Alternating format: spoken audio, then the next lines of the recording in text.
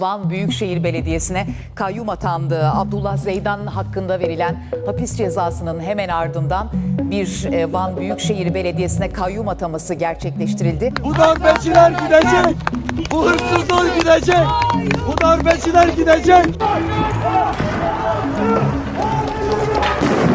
Kayyumun Van'da ne işi var? Kayyumun Van'da ne işi var? Bu bir hak gaspı. Bu bir hukuk cinayeti. İstanbul'daki milli irade de Van'daki, Diyarbakır'daki değil mi tabii? Van halkının iradesini gasp etmeye çalışıyor. Eğer benim canım aman olmuşsa, ben bunu kabul edersem ben şerefsizim. O zaman seçim sistemini ortadan kaldırsınlar. Desinler ki Kürtler bu ülkede oy kullanamaz. Bir oy hakkı bile yok. O hırsız onu oradan indirebilir. Ama bütün Van 1.200.000 insan kayyumun hırsız olduğunu biliyor. Hırsızlar. Millet Bahçeli o eli boşuna uzatmadı. Son günlerde yeni bir çözüm sürecinden söz edilse de bu nasıl mümkün oldu? Hepsine teşekkür etmek istiyorum.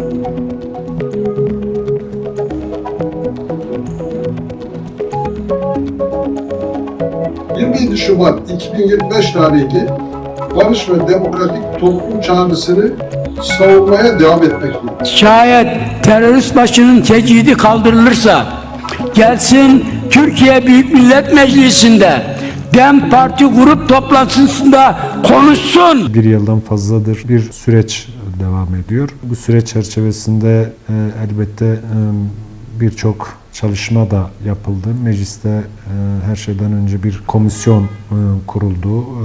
Komisyonun belli çalışmaları oldu. İnsanları dinlediler. Siyasi partilerin görüş ve düşünceleri alındı. En önemli boyutu da İmralı cezaevinde Sayın Abdullah Öcalan'la da meclis komisyonu olarak bir görüşme gerçekleştirildi. Tabii bu sürecin temel amacı aslında Kürt sorununun demokratik zeminde, anayasal temelde çözümü. Şiddeti devre dışı bırakarak sorunun siyasal zeminde, meclis zemininde hemen hemen Türkiye'deki bütün kesimlerin dahil olduğu, siyasal temsiliyetinin olduğu şekilde sorunun meclis zemininde çözümü konusunda bir irade ortaya konuldu. Hem Sayın Öcalan'ın ortaya koymuş olduğu irade, hem yine Türkiye Büyük Millet Meclisi'nde hem de devlet adına bir irade ortaya konuldu. Elbette bu bir yıllık sürece baktığımızda aslında önemli adımların da atıldığını da görebiliyoruz. Ama bu adımların biraz tek taraflı olduğunu görüyoruz. Elbette bu süreç içerisinde belli olumsuzluklar da yaşandı. Bunun en önemli örneği işte Rojava'da HTŞ'nin Rojava'ya dönük saldırıları ve benzeri kısmen de olsa süreci ister istemez etkiledi. Diliyoruz ki bu tür süreçlerin bir daha yaşanmaması. Zaten sürecin başından itibaren de hem Sayın Öcalan'ın hem işte Cumhurbaşkanı'nın ve yine Devlet Bahçeli'nin belli açıklamaları oldu. İşte hiçbir şekilde bu sürecin zarar görmemesi konusundaki işte provokasyonlara müsaade edilmeme konusundaki beyanları, işte tam da bahsettiğimiz nokta burası. Bu anlamıyla tabii süreç içerisinde hızlı atılması gereken adımlar var. Aslında çok yasal değişiklikleri gerektirmeyen yol temizliği diye tabir edebileceğimiz belli adımların da atılması gerekiyor. Sonuçta bunlardan en önemlisi de kuşkusuz işte kayyum politikalarıdır. Kayyum politikaları ilk günden bugüne kadar bir halkın iradesinin aslında yok sayılmasıdır. Bu kime uygulanırsa uygulansın. Sadece bugün DEM Parti belediyelerine kayyum atanmıyor. Cumhuriyet Halk Partisi belediyelerine de işte kayyum atanıyor. Ovacık bunun bir örneği, Esenyurt örneği, işte Şişli Belediyesi bunun örneği. Bunun gibi halkın iradesini esas almayan bir yaklaşım söz konusu. İşte tam da iyi niyetin aslında ortaya konulması, sürece dair iyi niyetin ve Türkiye'nin geleceğine dair iyi niyetin aslında ortaya konulmasının en önemli adımı aslında kayyum politikalarından bir an önce vazgeçilmesi gerekiyor. Kayyum politikaları ne demokratik işleyişe uygun bir uygulama, ne yasal ne anayasal işleyişe uygun bir adım değildir. Sonuçta halk sandığa gidiyor, iradesini beyan ediyor, kendi yöneticisi kendi iradesiyle seçiyor. Sonuçta bu süreçler tamamen işte seçmenin sorgusundan geçen süreçlerdir. Yani iyisinin, doğrusunun, yanlışının ne olduğunu seçmen sandığa giderken kararını veriyor. Doğal olarak herkesin esas alacağı nokta seçmenin iradesidir. Bu anlamıyla o kayyum gaspı, kayyum ataması halkın iradesini yok saymaya dönüktür.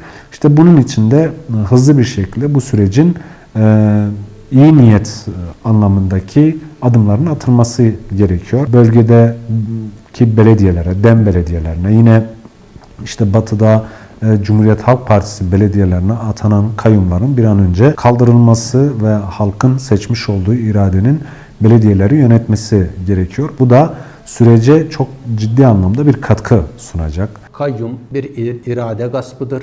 Kayyum keyfi bir uygulamadır, keyfi bir muameledir.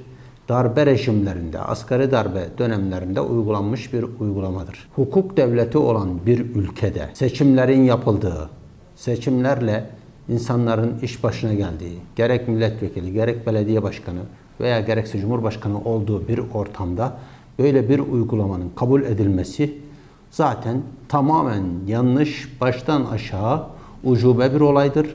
Kayyum sisteminin kabul edilebilir hiçbir yanı yoktur. Kayyum uygulaması eğer varsa yarın birileri der ki ben Cumhurbaşkanı'na kayyum atıyorum. Bugün bu ülkede Cumhurbaşkanı kararnamesiyle kayyum atanıyor. Cumhurbaşkanı da seçimine geliyor. Bunun kabul edilebilir yanı hiçbir şekilde söz konusu değildir. Olağanüstü durumlar olur. Büyük bir deprem olur, büyük bir sel olur, büyük bir olay olur. Devlet mecburiyet karşısında bir makam boşalırsa belki kayyum atayabilir. Bu da çok olağanüstü durumlarda. Ama olağan bir yaşam içerisinde, olağan bir hayatın içerisinde kayyum uygulamasının kabul edilebilir tarafı yoktur. Her türlü kayyum uygulamasını bu anlamda reddediyoruz. Ülkemizde siyasal iktidarın kendine muhalif olan kesimlere uyguladığı keyfi bir uygulama olarak yürütülen bir kayyum sistemi söz konusu. Bu kayyum uygulamaları tamamen iktidarın kendi çıkar ve menfaatlerine hizmet eden, burada kendi rant odaklarını oluşturacağı ve uygulayacağı kişileri kayyum olarak atayan bir anlayıştır. Kayyum uygulamalarında valiyi şehre kayyum olarak atıyor. Valilik makamı değersiz, basit bir makam mı ki sen valiyi oradan alıp bir de büyükşehir'e kayyum atıyorsun? Ya da büyükşehir makamı değersiz, boş, herhangi bir işi olmayan bir makam mı ki aynı zamanda valiye oraya taşıyorsun? Yani bir koltukta iki karpuz olmaz. Ülkemizde 1,5 yıldır konuşulan yeni bir çözüm sürecinden bahsediliyor. İşte silahların bırakılması, ülkemizde terörsüz Türkiye'den bahsediliyor. Bununla ilgili süreç devam ederken kalkıp bir yandan da kayyum uygulamaları devam ediyor. Bunun hiçbir akılla, mantıkla uygulanabilir tarafı yoktur. Biz kayyum uygulamasının derhal son verilmesini, bütün seçilmişlerin görevine iade edilmesini talep ediyoruz. Şahıslar suç işlemişse bu şahsın suçudur. Şahsın suçunu da devletin yargı organları zaten verir. Onun yerinde belediye meclisinden bir kişi seçilebilir. Yani biz kimseyi demiyoruz. Yani bir belediye başkanı suç işleyemez diye bir şey yok. İşleyebilir. Bunun da hukuk devletinde yolu, kuralı bellidir. Bugün hiçbir iktidar belediyesine kayyum atanmıyor her ne hikmetse. Eğer kayyum uygulamalarında hırsızlık, yolsuzluk üzerinden uygulama yapılacaksa altını çiziyorum, Türkiye'de KKP belediyelerinin hemen hemen %99'unu kayyum atanması gerekir. Türkiye'de temel sıkıntı, temel hak ve hürriyetler konusunda CHP'nin de yaklaşımı bu yöndedir. Pazarlık konusu yapılmasıdır. Bence bu yanlıştır. Bu hukuktaki gayri nizami şeylerin bir an önce düzeltilmesi lazım. Bunu da hiçbir pazarlık konusu yapmadan temel hak ve hürriyetler konusunda bu adımların atılması gerektiği kanaatindeyim. Ki görüyorum ki mahkemelerde bu yönde kararlar oluşmaya başladı. Bu anlamda olumludur. Yani bir an önce halkın seçtiği adamı yerine başkasının atanması artık bu hiçbir dinde, hukukta, hangi yönetim biçiminde oluşursa olsun yapılan bir eylem değil. Bence bunlar ki Sayın Devlet Bahçeli de bu konuyu sık sık gündeme getiriyor.